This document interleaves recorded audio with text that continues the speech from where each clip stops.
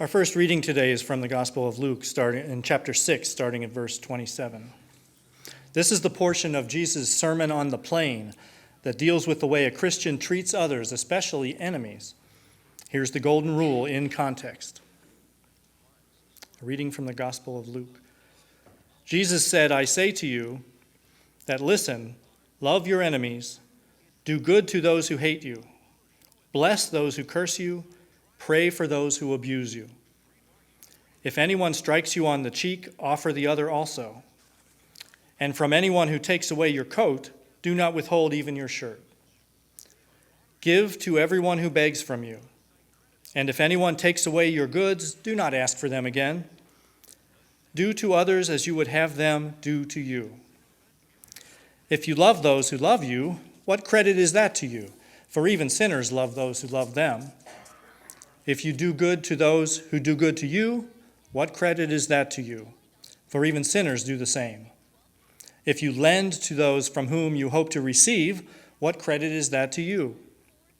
Even sinners lend to sinners to receive as much again. But love your enemies, do good, and lend expecting nothing in return. Your reward will be great, and you will be children of the Most High, for he is kind to the ungrateful and the wicked." Continuing right where Kevin left off, beginning at verse 36.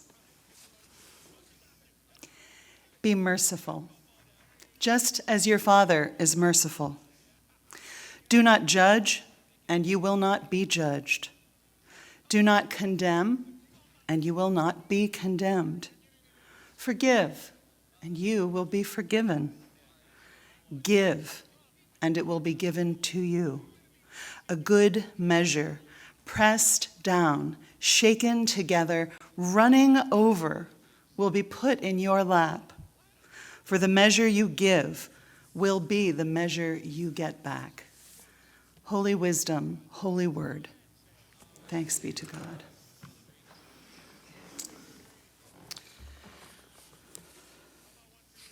Every once in a while, I sit down at the end of the week to write my sermon, and one thought alone occurs to me. What was I thinking? What kind of caffeine high? What rush of optimistic energy that makes you feel indestructible and brilliant and hopeful and even happier than usual? What kind of mood-altering substance was I on when I thought, hey, I'll totally preach on Luke 6, 27 through 38? Why did I want to tackle what feels like an endless list of stuff most of us find nigh on impossible? It is possible that I am just speaking for myself. This week in a meeting, someone I love reminded me that one reason people join a faith community is that they take seriously the work of self-reflection and thus self-improvement, the desire to become better people, according to Jesus's or God's definition of what that looks like. And I imagine that's why weeks and weeks ago I zeroed in on this passage.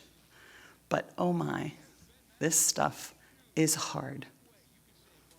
We are still with Jesus, and he is still preaching his Sermon on the Plain. We're picking up right where we left off last week. Same crowd, disciples and apostles and hurting but hopeful people who have been following Jesus around for healing of their hearts and souls and bodies. Love your enemies, Jesus says, to which most of us instinctively respond, hey now. Last time I checked, enemies were people who hate us or wish us ill or who want to hurt us. Or, now that I think about it, maybe they're people we've hurt. I'm not so sure. Be good to those who hate you, he continues. Bless those who curse you. Pray for those who abuse you. That last one stopped me in my tracks. That word, abuse. I have strong feelings about abuse. But a moment with the Greek dictionary, looking at the word behind our translation, a word I cannot pronounce, no matter how many times I practice it. told me Jesus is not talking about physical abuse or sexual abuse or psychological abuse. This is that less commonly used meaning of the word these days. This is about somebody speaking badly about you, abusing your reputation, not your body. Which helps me to clarify. Here's how this passage progresses. Jesus starts with feelings. When people feel a certain way towards us. He moves on to words when people try to hurt us verbally. And then he moves on to actions, hitting us, stealing from us. So the assumption is that most of us, if not all of us, have someone we have an uneasy or even hostile relationship with. Or maybe there's a severed relationship. Jesus' recommended response is that we should love them like crazy. Love them. Do good for them. Essentially,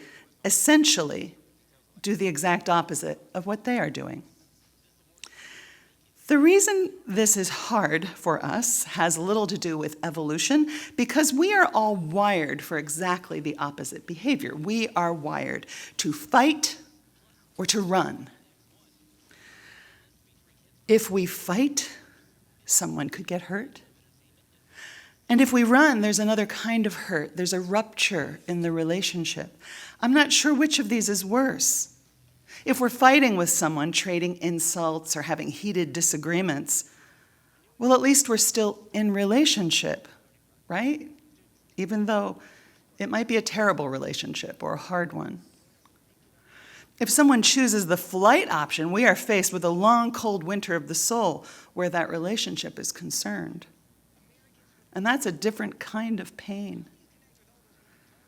One it can be more complicated to heal.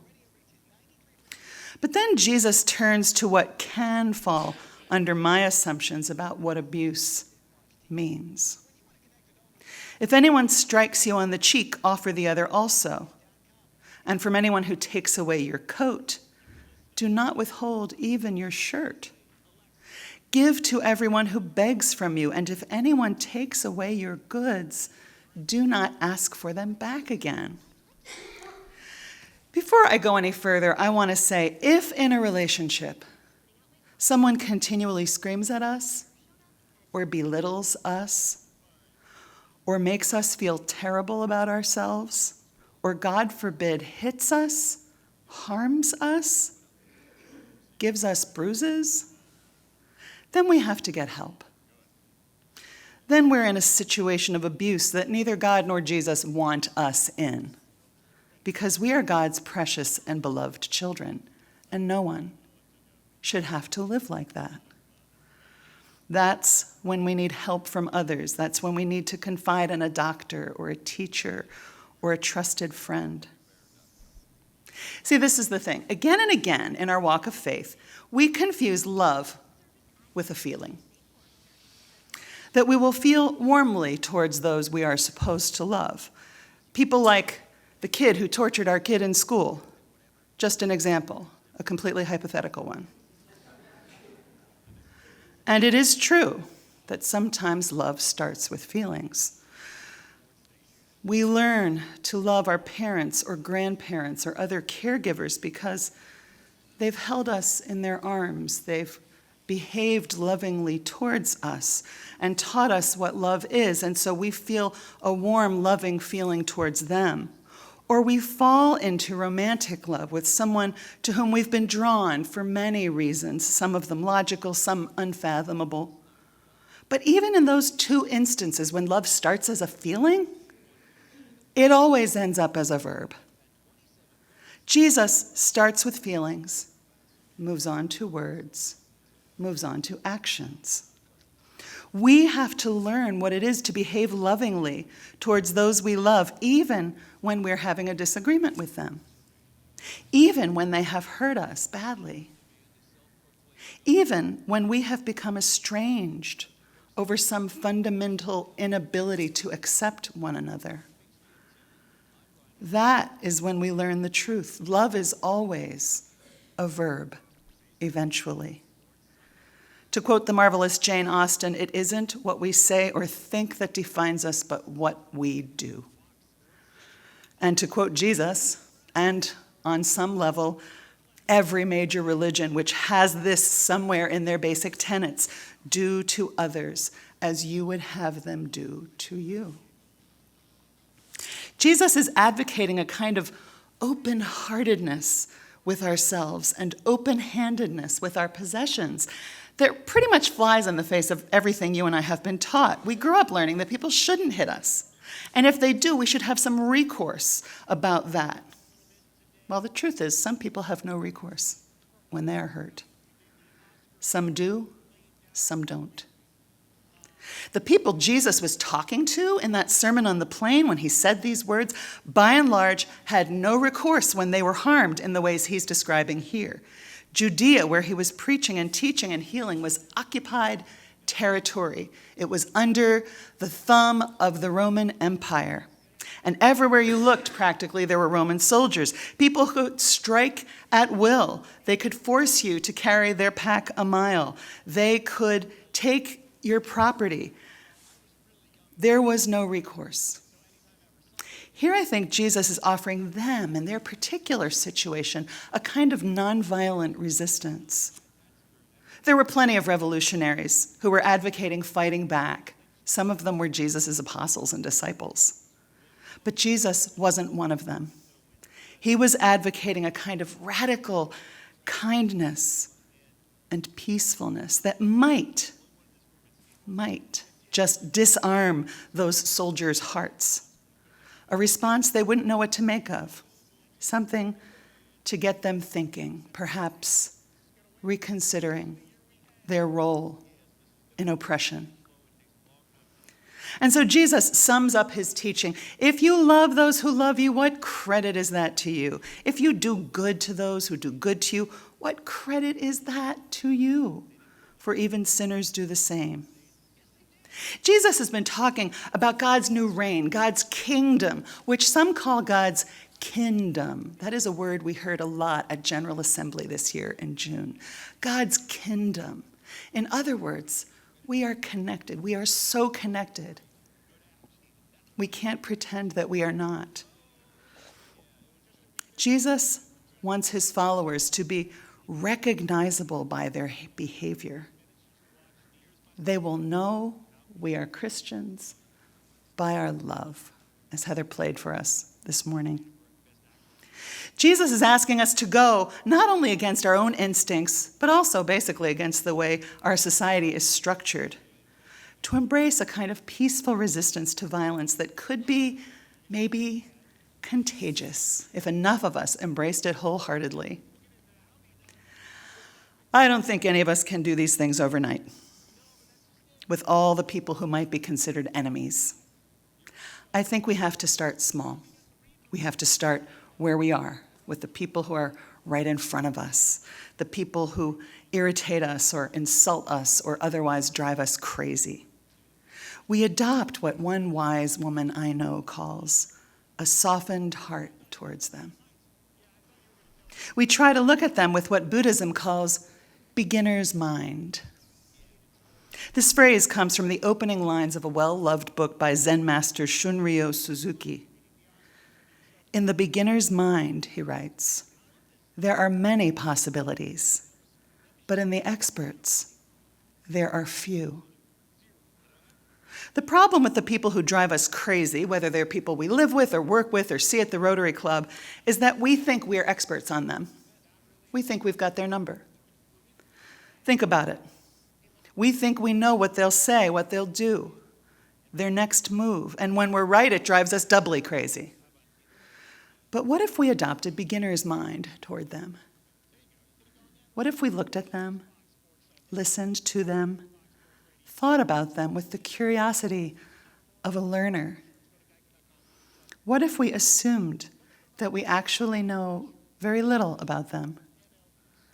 It's entirely possible that we don't know their deepest struggles or most painful heartaches, or the memories that still give them nightmares 10 or 30 or 50 years later. What if we opened our hearts to a new experience of them as if it were our first. My working title for this sermon was Everyone's Favorite Bible Verse. It was a little bit of a two-edged title because there's a lot in here that's so hard. But when I first thought of that, I was dead serious. There is one verse in here that I think we all really do love. Can you guess which one?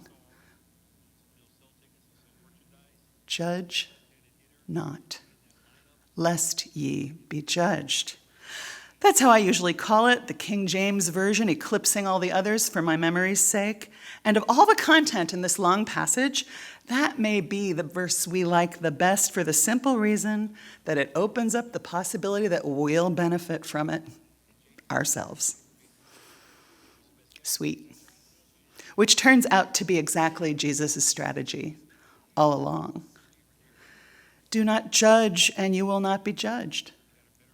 Do not condemn, and you will not be condemned, Jesus says. He goes on, forgive, and you will be forgiven. Give, and it will be given to you. A good measure, pressed down, shaken together, running over. I have to say, that part sounds like coffee. Doesn't that sound like coffee? Will be put into your lap. For the measure you give will be the measure you get back.